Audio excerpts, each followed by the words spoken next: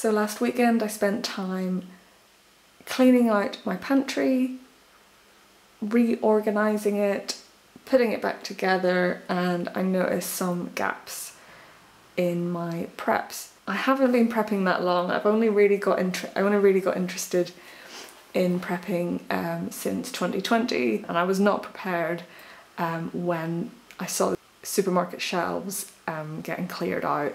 So that was a huge wake-up call for me.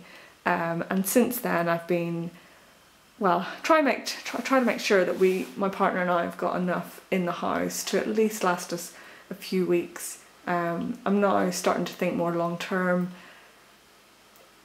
I'm not sure how much to stock, but just getting a few extra items in every food shop, starting to calculate how much porridge oats have we got, how long would it last us. So I think at the moment I go through about a kilo of oats per month, so I know that I've got a few months worth of oats to last me if anything did go wrong with food deliveries in supermarkets, or if there was any issues with food supplies. So yeah, so this is today's shop at Aldi. We have a working pantry, so I only really try and stock things that we actually eat or would eat. I noticed that we didn't have much in the way of tinned food, or we had some but not loads, so I just made sure to get a few extra of those. I want to be in a position where I never really run out of anything, so it makes me feel better having a little bit of food security.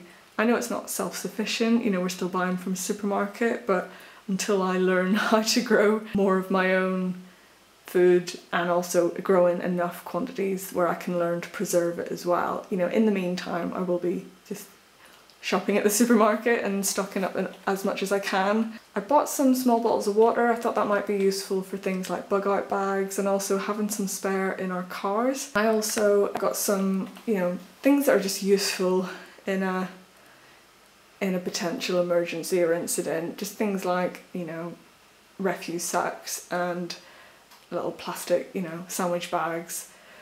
Kitchen foil obviously has lots of uses, and bleach as well. I don't like buying lots of plastic. I don't like buying things in plastic bottles, but the whole point of preparing is, you're preparing for an unusual event. I never thought I would ever see a pandemic in my lifetime, so that was a bit of a wake-up call for me, is that there are things that are unprecedented, and it's well worth preparing for. We live in the countryside, so we have experienced some short power cuts, not long term, like maybe a few hours at most, but again, just having things in. I remember back in 2020 I worked for an emergency response team, and a colleague said, if everybody had just bought, or we wouldn't have experienced, if everybody in the UK had just the empty had a few extra tins in their pantries or in their cupboards, we wouldn't have experienced the empty supermarket shelves. My outlook is, if I just keep buying a few extra tins or a few extra, packs of rice or oats, keep stocking up the pantry and have food security in our household, it just gives me peace of mind. And if things do hit the fan in future, then we're slightly more prepared. So yeah, let me know if there's anything that I have maybe missed out on or you think is well worth purchasing in future. That'd be great. Thank you for watching.